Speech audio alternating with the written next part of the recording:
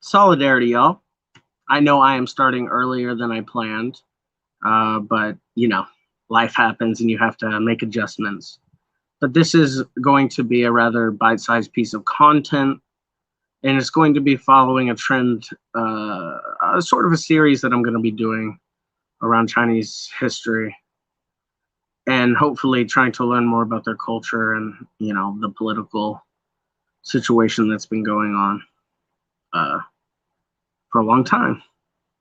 Now, if you've seen the title of this, you might be asking yourself, Hai Rui is dismissed from office. Who the heck is Hai Rui? That's not the guy in the thumbnail. The guy in the thumbnail is Yao Wenyuan. So who's this Hai Rui?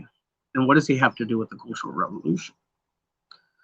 Well, anyone who might have Googled it or has a cursory knowledge of Chinese history knows that Hai Rui was a Ming Dynasty official.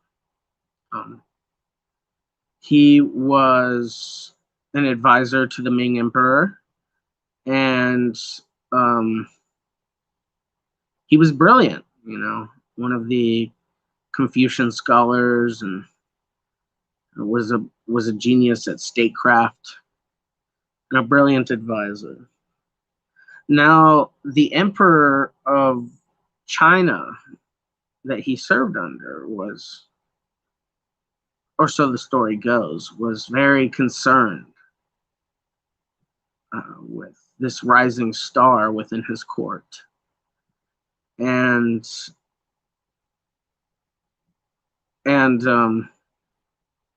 as the title of the video says, he was dismissed from office, and this led to turmoil and ultimately really heavily affected the empire in a bad way, losing one of their best advisors, Hai Rui.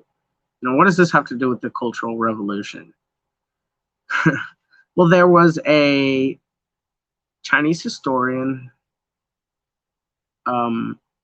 writer, playwright, and politician. She was the deputy mayor of Beijing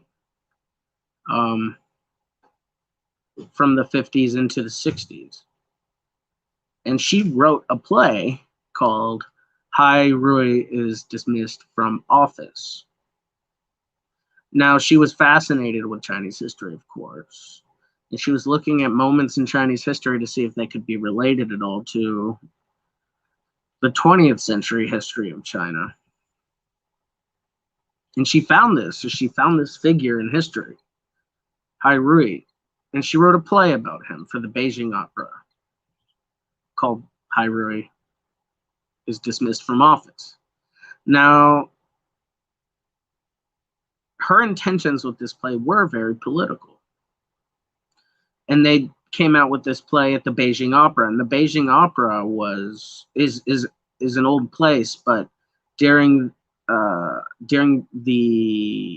20th century, after the revolution, it was a place for radical ideas, radical plays, all kinds of really amazing stuff that came out during that time. And so, she wrote this, and the intent was to say that, leaders are not above reproach. Leaders sometimes need to listen to the subordinates. And it was sort of a commentary on how previously in Chinese history, before the PRC, figures within China would take absolute power and dismiss people who were any good. And, that's sort of what it was. And this play released in 1965. And Mao loved it when it first came out. He thought it was brilliant. He thought it was amazing.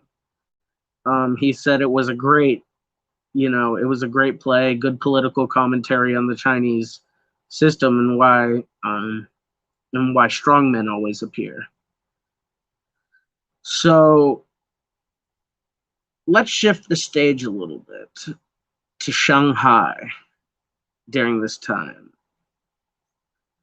So in the 60s, in the mid-60s in Shanghai, specifically in 1965, there was a group of literary critics that included Yao Wenyuan, Mao's wife, and the other Gang of Four people. And so these people, before the Cultural Revolution, were writers' critics. They were the intelligentsia, and these were the people that were in Shanghai. These ultra left literary critics, and Yao Wenyuan wrote a scathing critique of Hai Rui is dismissed from office. And in this critique, he said, "How dare you make a play that is criticizing Chairman Mao," which it wasn't. It was criticizing leadership in general. And Mao liked the play. "You cannot do this. This is a counter-revolutionary act. There are counter-revolutionaries within the cultural aspects of our party, and they must be rooted out." That was Yao Wenyuan, the person in the thumbnail. So that sparked the Cultural Revolution. And these same people, these literary critics, during this time, overthrew the legitimate socialist local government in Shanghai and set up a people's commune. Now, these weren't the people that decided to do this. This was a clique of literary writers. I've heard a myth a lot about the origin of the Cultural Revolution, that Mao started it. First of all, that's not true. Mao did not start it. Yao Wenyuan started it. And that it was an attempt for Mao and the right section of the party to root out the ultra-leftist tendencies, but that it was a grassroots movement and that they ended up removing the right deviationists. This is a complete lie. The origin of the Cultural Revolution, or the Shanghai Commune, was not a worker-based movement. It did not come out of some natural desire to change Chinese culture. On the contrary, most Chinese people love their culture.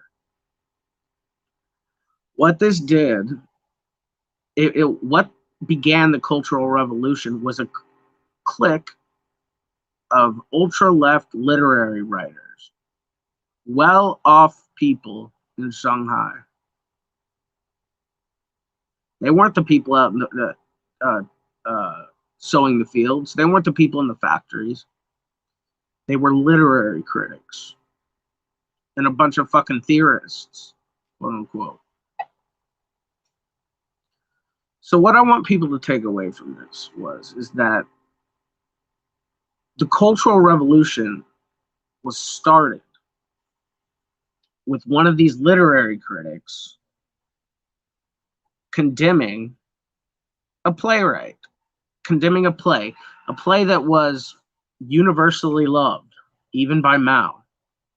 But he did not like the implication that it said Mao could become some sort of dictator, which wasn't the implication. The implication was that you should listen to subordinates. And